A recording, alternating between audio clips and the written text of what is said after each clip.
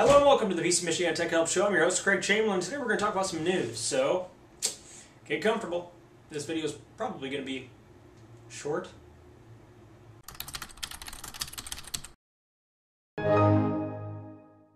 That's right, I decided to start talking about some news. You know, there's a couple interesting articles that are going on today, just released. Apparently Gmail has decided to implement prioritization.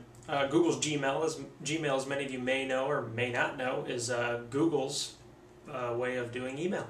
If you haven't heard of it, your head has probably been in the sand, but Gmail is now going to implement this new strategy in which it intelligently puts more important email at the top of your inbox.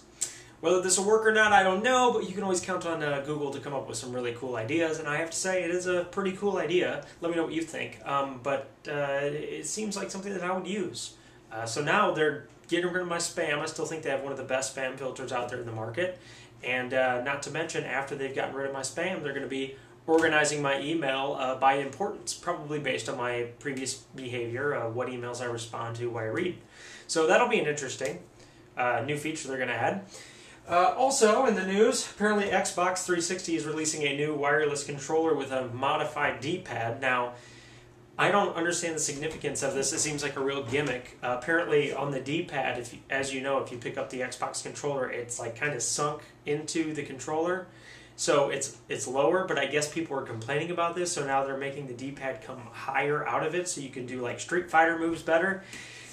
Honestly, I think this is like a complete gimmick. I've played like Marvel vs. Capcom 2 and things like that. I haven't really had any bad experiences with it. With the old Xbox controller, let alone the $65 price tag that's going to come with the new Xbox 360 controller, just seems a little insane to me.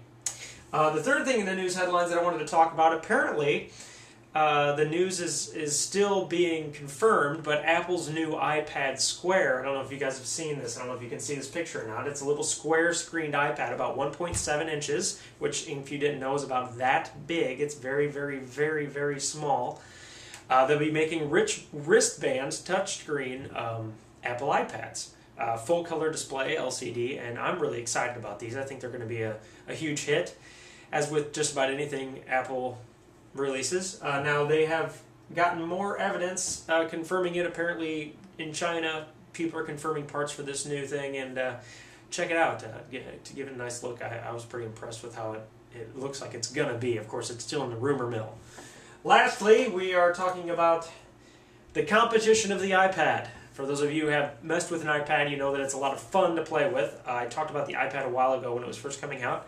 I have to admit they did a great job with it. It's very well designed. It's extremely fast. It's extremely useful. I'd say probably really awesome for people in marketing departments and sales. So apparently the Samsung is going to release their Galaxy, which, guess what, runs on the Android 2.2 platform. I'm really excited about this because I'm an Android junkie. I have my Android phone, and of course Android's really starting to nail the Apple market.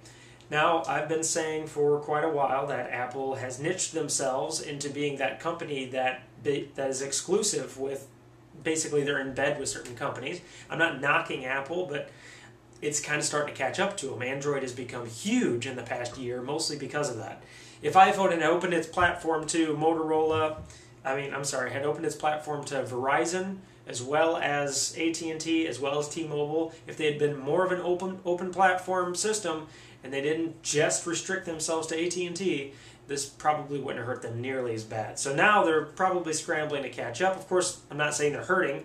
The iPhone 4s are still like on back order for a month, but you know, I still think it was a bad business decision to make the iPhone so exclusive for so long. Let me know what your guys' thoughts are. That's the news for today. I hope you enjoyed it. I hope you learned something. And as always, leave comments and ratings, and don't forget to subscribe. And stick around. Maybe I'll have some other interesting things to let you know about. Thanks again.